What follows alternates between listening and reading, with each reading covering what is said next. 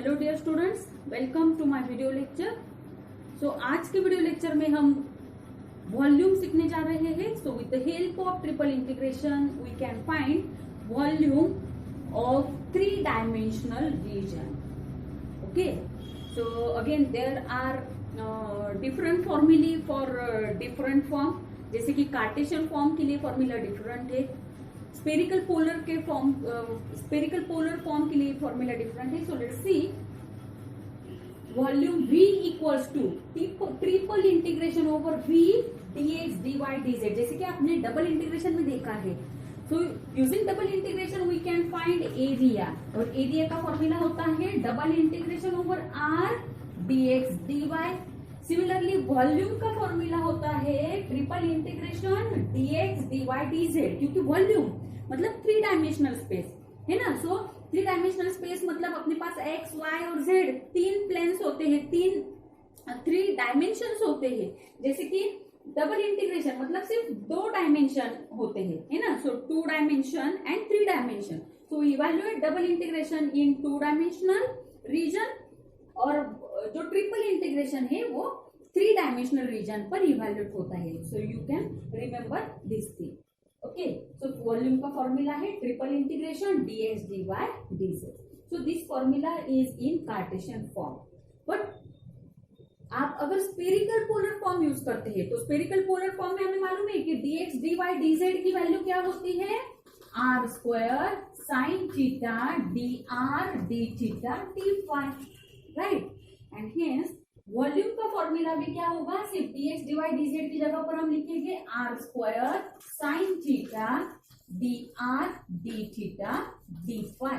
So this is formula of volume in spherical polar form. Okay, this is spherical polar form. और एक form है, but बहुत ही rarely वो वाला form use होता है, बट अगर आपको एमसीक्यूज वगैरह के लिए भी पूछे जा सकते हैं। सो इन सिलेंड्रिकल फॉर्म और in cylindrical coordinates volume is V equals to triple integration over V of R dr d phi dz। तो आपको ध्यान में रखना है R phi z, these are the cylindrical coordinates। okay, so this is the formula of volume in cylindrical form।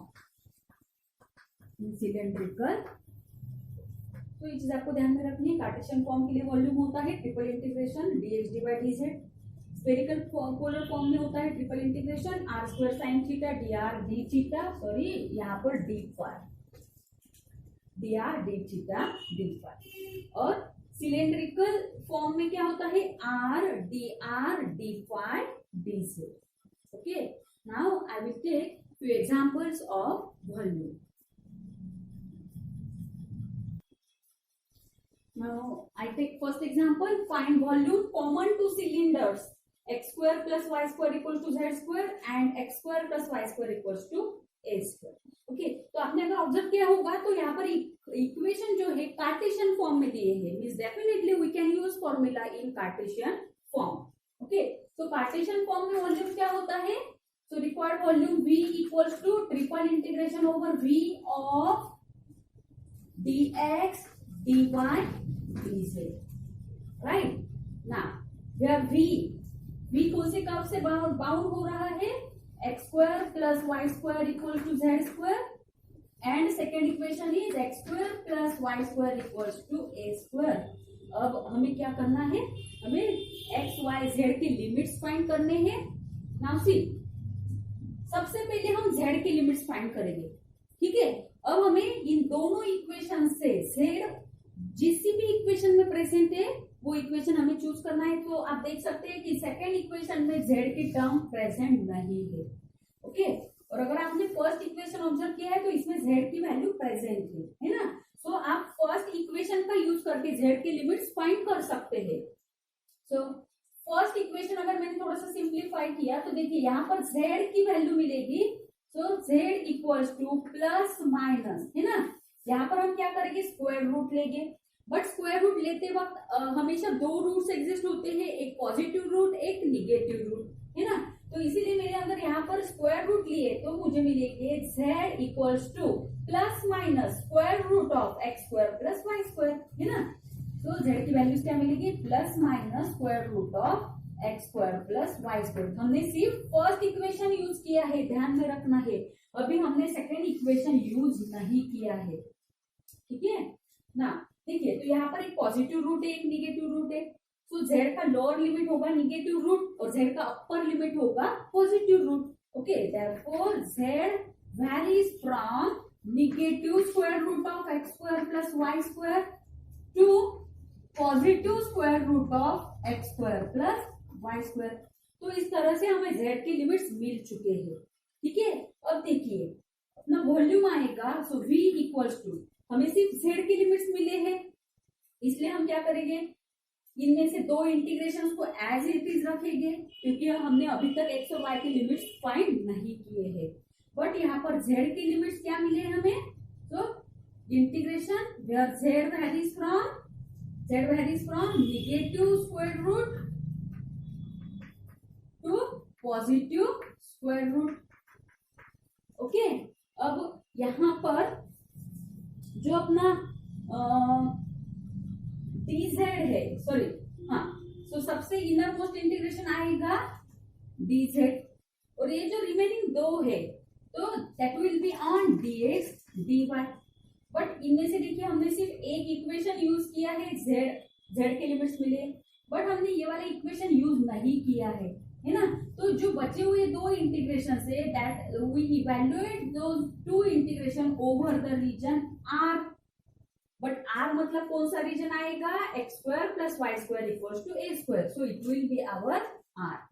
So remaining दो integrations हम इस equations पर इवैल्यूएट करेंगे। तो फिलहाल हम क्या करेंगे, डबल इंटीग्रेशन ओवर r, और जो इनर मोस्ट इंटीग्रेशन है उस पर हमने z के लिमिट्स लिख दिए हैं, ठीक है। अब इनर मोस्ट इंटीग्रेशन सबसे पहले इवैल्यूएट होता है, सो इंटीग्रेशन ऑफ dz होता है z। Okay, so v is equals to double integration over r, as it is रहना है।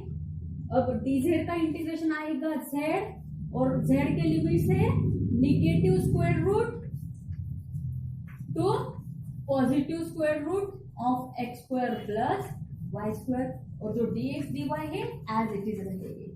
Okay, now upper limit minus lower limit gives us double integration over r। इसका upper limit आएगा square root x square plus Y square, minus, है ना, due to lower limit we take minus sign, और lower limit आएगा minus square root x square plus Y square, but negative negative क्या बनेगा, positive x square plus Y square and then dx dy। Okay, now square root x square plus Y square plus square root x square plus Y square क्या आएगा, 2 times square root x square plus Y square. तो आप इसे लिख सकते हैं 2 times, है ना। तो ये 2 मैंने इंटीग्रेशन के बाहर लिया है, तो 2 times double integration over r of square root of x square plus Y square dx dy।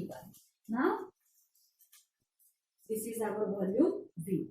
अब देखिए, इनिशियली आपके पास ट्रिपल इंटीग्रेशन था, z की लिमिट्स अप्लाई करने के बाद ये ट्रिपल इंटीग्रेशन अब डबल इंटीग्रेशन में कन्वर्ट हुआ है, right.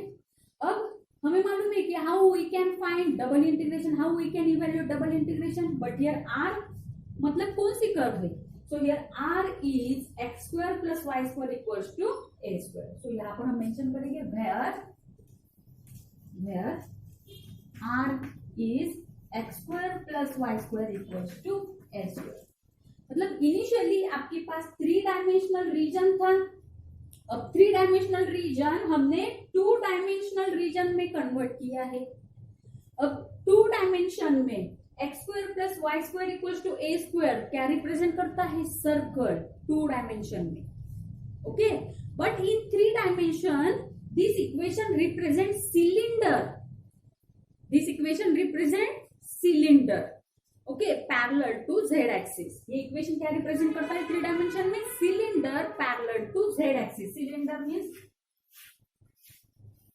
this curve, right? Now this is our z axis, this is x axis, this is y axis, okay, so this is the cylinder, X square plus Y square equals to A square. Okay, so इस तरह से आएगा ये cylinder, ठीक है। But two dimension में equation क्या represent करता है, circle having center 0 0। So we can draw this circle having center 0 0 and radius क्या है इसकी a। तो अपना रीजन ऑफ इंटीग्रेशन क्या है, कंप्लीट सर्कल है। सो कंप्लीट सर्कल लेने की बजाय अगर मैंने सिर्फ फर्स्ट क्वाड्रेंट कंसीडर किया और फर्स्ट क्वाड्रेंट पर मैंने इंटीग्रेशन अगर इवेल्युएट किया, है ना, बिकॉज देखिए फर्स्ट क्वाड्रेंट पर अगर इंटीग्रेशन इवेल्युएट किया और उसे अगर 4 से मल्टीप्लाई करते हैं, then you can get integration over complete circle. Okay, so instead of taking limits on complete circle, I will take limits only for first quadrant और उसे हम 4 से मल्टीप्लाई करेंगे, ठीक है। तो सिर्फ फर्स्ट क्वाड्रेंट के लिए हम लिमिट्स यहाँ पर फाइंड करने जा रहे हैं, ठीक है। बट देखिए मैंने यहाँ पर रेडियल स्ट्रिप क्यों कंसिडर की, क्योंकि मैंने ऑलरेडी बताया कि जब जब डबल इंटीग्रेशन में x square plus Y square की टर्म प्रेजेंट होती है या तो फिर आपका रीजन ऑफ इंटीग्रेशन सर्कल की फॉर्म में होता है, तब तब हम क्या यूज करते हैं, पोलर ट्रांसफॉर्मेशन यूज करते हैं। ओके, सो अब हम क्या करेंगे, यहाँ पर पोलर ट्रांसफॉर्मेशन यूज करेंगे। सो पोलर ट्रांसफॉर्मेशन यूज करते वक्त हम ट्रायंगुलर स्ट्रिप लेते हैं और इस ट्रायंगुलर स्ट्रिप के अलोंग हम आर और थीटा की लिमिट्स फाइंड करते हैं। ओके, सो सिर्फ फर्स्ट क्वाड्रेंट के लिए देखिए, so we use polar form, ठीक है। और पोलर फॉर्म के लिए हम क्या करते हैं, x equals to r cos theta, y equals to r sine theta और dx dy की वैल्यू होती है r dr d theta and at the same time x square plus y under root of x square plus y square की value होती है r। Okay, अब हम limits find करेंगे सिर्फ फर्स्ट क्वाड्रेंट के लिए। सो इन फर्स्ट क्वाड्रेंट, हाँ, थीटा कहां से कहां वैल्यू होता है फर्स्ट क्वाड्रेंट में, 0 to π/2 तक, ठीक है। अब हमें आर की लिमिट्स फाइंड करने हैं ना। देखिए ओरिजिन पर अपनी स्ट्रिप टच हो रही है और ओरिजिन पर शेडेड रीजन है, that's why r varies from 0 to सबसे लास्ट में ये स्ट्रिप सर्कल पर टच हो रही है और इस सर्कल का इक्वेशन क्या है, x square plus Y square equals to A square. But हमें पोलर फॉर्म में लेना है, सो पोलर फॉर्म में x square plus Y square मतलब क्या होता है, आर स्क्वायर। तो r square equals to A square, but हमें सिर्फ आर की वैल्यू चाहिए, इसलिए आर इक्वल्स टू क्या मिलेगा आपको, ए, ठीक है। So R varies from 0 to a। हमने क्या किया, सिर्फ इस सर्कल के इक्वेशन को पोलर में कन्वर्ट किया और इसका पोलर फॉर्म क्या आता है, r equals to a. So these are the limits, but ये लिमिट सिर्फ हमने फर्स्ट क्वाड्रेंट पर लिए हैं और हमें इंटीग्रेशन कंप्लीट सर्कल पर लेना है, इसलिए आप इंटीग्रेशन को 4 से मल्टीप्लाई करेंगे।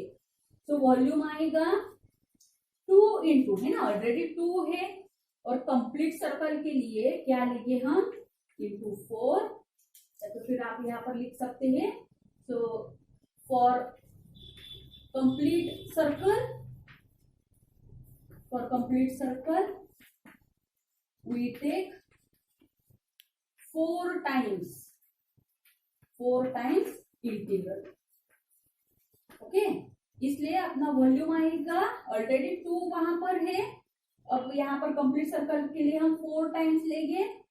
अब थीटा की लिमिट है 0 to π/2, R varies from 0 to a, ठीक है। Square root x square plus Y square की पोलर फॉर्म में वैल्यू होती है आर इंटू, अब dx dy की वैल्यू होती है पोलर फॉर्म में r dr d theta, so into r dr d theta.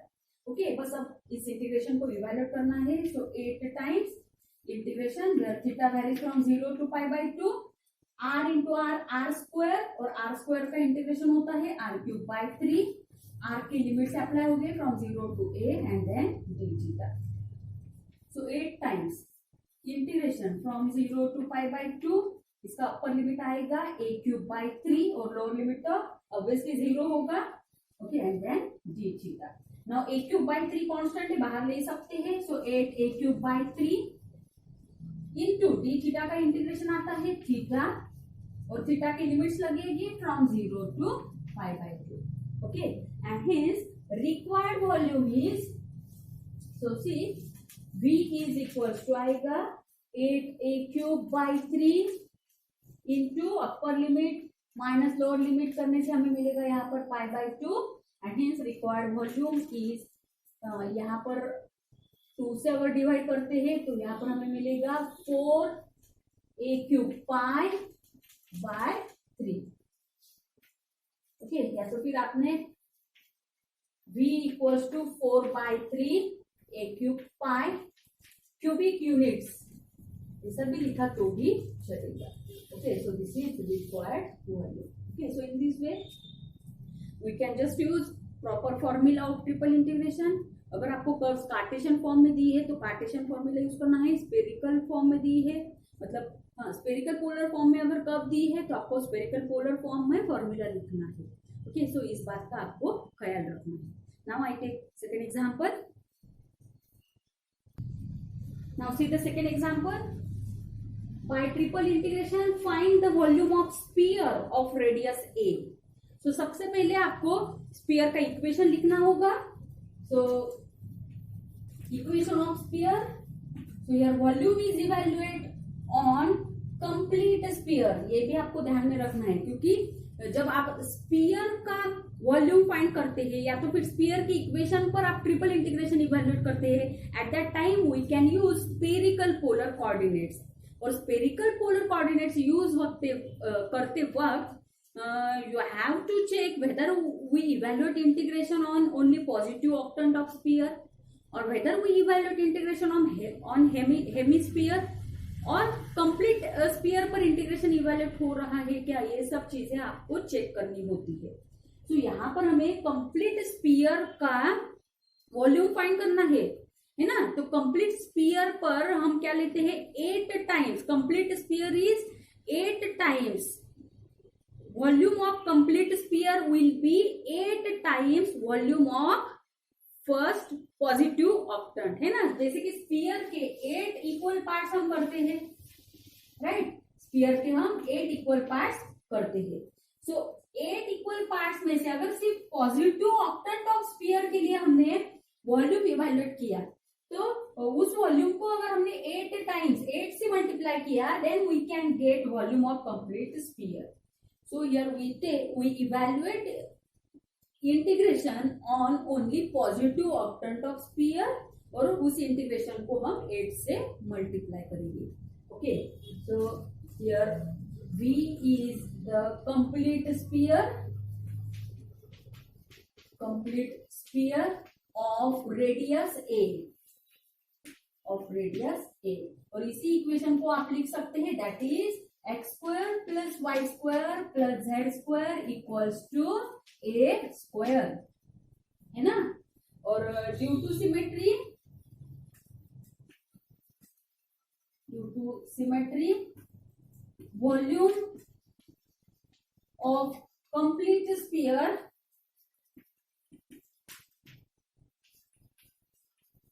is 8 times volume in positive octant.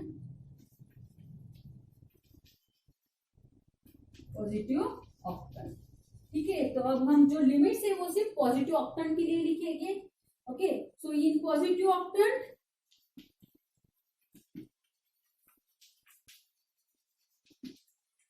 theta varies from 0 to pi by 2, phi varies from 0 to pi by 2 and r varies from 0 to कौन से radius का spear given है, radius a.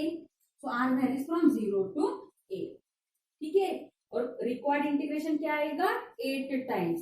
Okay, now हमें volume का formula मालूम है spherical polar form के लिए. ओके, तो we know volume is equals to triple integration over v r square sin theta dr d theta d phi, है ना. क्योंकि हम यहाँ पर क्या यूज करने वाले हैं spherical polar coordinates. So volume का फॉर्मूला भी स्पेरिकल पोलर कोऑर्डिनेट्स का ही लेना पड़ेगा.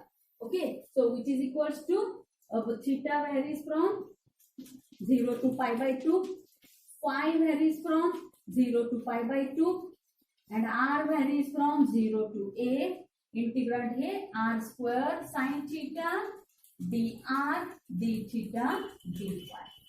अब ट्रिपल इंटीग्रेशन का मतलब स्फेरिकल पोलर कोऑर्डिनेट्स का एक बेनिफिट ऐसा है कि सभी लिमिट्स कांस्टेंट होने के कारण आप सभी इंटीग्रेशन सेपरेट कर सकते हैं, मतलब थीटा के टर्म्स हम सेपरेट कर सकते हैं। तो थीटा की टर्म कौन से यहाँ पर sine theta D theta, okay, into phi वाली टर्म्स हम लेंगे यहाँ पर, फाई की सिर्फ एक ही टर्म है that is D phi into integration where R varies from 0 to a और आर की टर्म से R square D R. So equals to sine का इंटीग्रेशन होता है माइनस कॉस थीटा और theta varies from 0 to π/2 into D phi का integration होता है phi varies from 0 to π/2। R square का इंटीग्रेशन होता है r³/3 and R varies from 0 to a। Now carefully apply limits. So we get here minus cos π/2 0 due to lower limit minus minus becomes plus cos 0 is 1, okay, into upper limit minus lower limit मिलेगा π/2 और यहाँ पर मिलेगा a³/3, okay. So required volume is, हाँ एक बात यहाँ पर हमने गलत की है कि हमें क्या लेना है, 8 टाइम्स लेना है ना। So I forgotten 8, so please I make this correction here. So 8 times, so here also 8 times and 8 times, okay। now 8 divided by 2 आएगा 4/3 a³π, ओके। और हमें आपने पहले भी कभी सीखा होगा कि स्फीयर का वॉल्यूम क्या होता है, 4/3 pi r square, r means radius, तो यहाँ पर रेडियस a गिवन है इसलिए ऑब्वियसली इसका वॉल्यूम क्या आना था, 4/3 पाई a³, ओके, क्यूबिक यूनिट्स। तो इस तरह से हमने स्फेरिकल पोलर फॉर्म यूज करके वॉल्यूम फाइंड किया है। Now see the third example. Find volume bounded by cylinders x² plus y² equals to 4 and plane y plus z equals to 4 and z equals to 0. So यहाँ पर equation of curve Cartesian form में given है। So volume is triple integration dx dy dz. V is bounded by, कौन सी equation से bound हो रहा है, x² plus y² equals to 4, y plus z equals to 4 and z equals to 0। तो सबसे पहले हमें z की लिमिट्स आइडेंटिफाई करने हैं। तो if you observe this two equations, इन दोनों इक्वेशंस में z की वैल्यू प्रेजेंट है। तो यहाँ से अगर इस इक्वेशन से आप z की वैल्यू निकालते हो तो z की वैल्यू मिलेगी 4 माइनस y, और यहाँ पर ऑलरेडी वैल्यू गिवन है z equals to 0। That's why z varies from 0 to 4 minus y, okay. हमने ये दोनों इक्वेशंस यूज करके z के लिमिट्स आइडेंटिफाई किए हैं। Now it remain to use this equation. तो अगर आपने इस इक्वेशन का यूज करके y की वैल्यू निकाली तो यहाँ पर देखिए, यहाँ से आपको y² मिलेगा 4 माइनस x², है ना। और अगर आप y के लिए स्क्वायर रूट लेते हो तो ऑलवेज दो रूट्स एग्जिस्ट होते हैं, एक पॉजिटिव रूट एक निगेटिव रूट, इसलिए y की वैल्यू वैरी होगी negative root to positive root 4 minus x²। अब बाकी रहे x के लिमिट। अब x के लिमिट के लिए फिर से सेम इक्वेशन यूज होना है। अब सेम इक्वेशन में y इक्वल टू 0 पुट करना है। क्यों 0 पुट करना है, बिकॉज y का इंटीग्रेशन मिडल में रहेगा और x का जो है आउटर में रहेगा, तो उसमें y वेरिएबल नहीं रहेगा, मीन्स y इक्वल्स टू 0। तो यहाँ पर आप अगर y को 0 से रिप्लेस करते हैं तो x² इक्वल्स टू क्या मिलेगा 4, इसलिए x की वैल्यू मिलेगी square plus minus square root 4, that means -2 plus 2, इसलिए x वैरी होगा -2 to +2 तक, ओके। अब देखिए सबसे पहले लिखेंगे हम z की limit, then y and then x। So v equals to integration where x varies from -2 to 2, y varies from negative root to positive root 4 minus x² and z varies from 0 to 4 minus y। इसलिए हम dx dy dz की भी order accordingly change करेंगे। तो सबसे पहले हम लिखेंगे dz, देन लिखेंगे dy और लास्ट में लिखेंगे dx। अब सबसे पहले इनर मोस्ट इंटीग्रेशन इवैल्यूएट होगा with respect to z। So dz का इंटीग्रेशन आना है z और z जेड पर लिमिट्स लगेगी 0 to 4 माइनस वाई। ओके, और upper limit minus lower limit करने से हमें यहाँ पर मिलेगा 4 माइनस वाई। ओके, अब यहाँ पर लेना है dy dx। अब कौन सा इंटीग्रेशन इवैल्यूएट होना है विथ रिस्पेक्ट टू y वाला। सो 4 का integration with respect to y आता है 4y माइनस y का इंटीग्रेशन आता है y स्क्वायर बाय 2। अब यहाँ पर y की लिमिट्स अप्लाई होगी from negative root to positive root. अब upper limit minus lower limit, तो देखिए हम 4y का अगर अपर लिमिट निकालते हैं तो 4 into under root 4 minus x square, minus second term का अपर लिमिट निकालते हैं तो माइनस वाई स्क्वायर, मतलब इस रूट का स्क्वायर आएगा 4 minus x square upon 2। Okay, so हमने इन दोनों टर्म्स का अपर लिमिट निकाला है। Now we find lower limit, और लोअर लिमिट के लिए सबसे पहले हमें लेनी है negative sign. Okay, so minus of 4y, तो माइनस ऑफ 4 इंटू वाई की वैल्यू क्या है निगेटिव स्क्वायर रूट, तो ये वाला निगेटिव और ये वाला निगेटिव क्या बन जाएगा positive 4 into square root 4 minus x square, इसलिए हमने ये positive 4 into square root of 4 minus x square लिया है। अब हमें इस टर्म का लोअर लिमिट निकालना है, तो लोअर लिमिट निकालते वक्त फिर से हम लेते हैं माइनस साइन, और ऑलरेडी यहाँ पर माइनस है तो माइनस माइनस बन जाएगा प्लस, राइट। और y को हम रिप्लेस करेंगे निगेटिव रूट से, राइट। तो निगेटिव का भी अगर आपने स्क्वायर लिया तो भी क्या आता है पॉजिटिव आता है, इसलिए इस negative square root 4 minus x square का स्क्वायर आएगा ओनली 4 माइनस एक्स स्क्वायर। इसलिए इस टर्म पर जब आप लोअर लिमिट लगाओगे तो हमें मिलेगा plus 4 minus x square by 2। Okay, and then we write dx।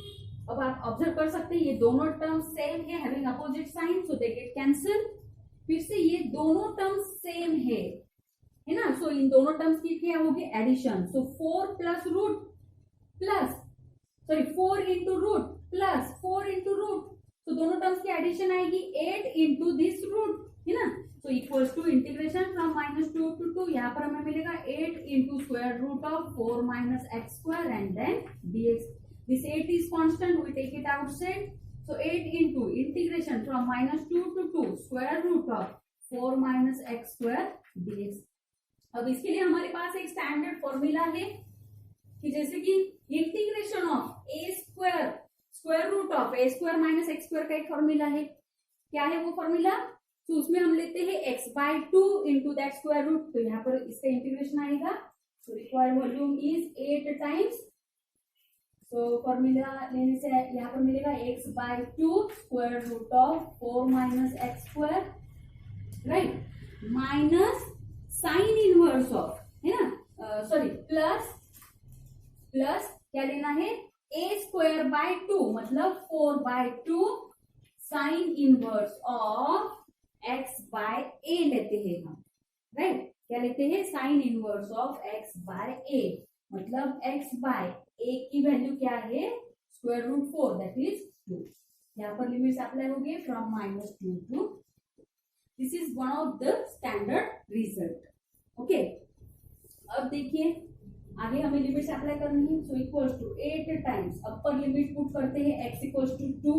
यहाँ पर अगर आपने x equals to 2 put up किया तो हमें मिलेगा 4 माइनस 4 दैट इज 0, तो इसका अपर लिमिट 0 बनेगा। एट द सेम टाइम इसका लोअर लिमिट भी 0 बनेगा, ठीक है।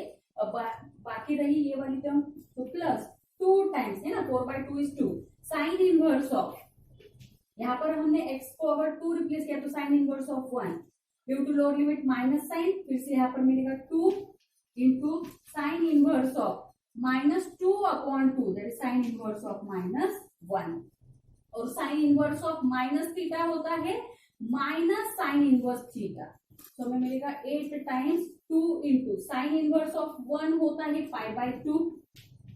ओके, अब ये साइन इनवर्स ऑफ माइनस थीटा होता है minus sine inverse theta, so minus minus बन जाएगा plus 2 into sine inverse of 1, और फिर से साइन इनवर्स 1 क्या होता है 5 बाय 2 होता है। ओके, सो यहाँ पर 2 हाँ, अब इनकी एडिशन होगी, तो यहाँ पर 2 कैंसिल हो जाएगी, पाई प्लस पाई कितना आएगा 2 पाई, so 8 2s are 16 pi, so required volume is record volume में 16 पाई क्यूबिक यूनिट्स. कितना आएगा volume? 16 pi cubic units. Okay, so in this way we can solve examples of volume. Okay, so with this I stop my video lecture. अगले video में हम देखेंगे mean and RMS value using this is one of the application of multiple integrations. Okay, so thank you very much. We stop here.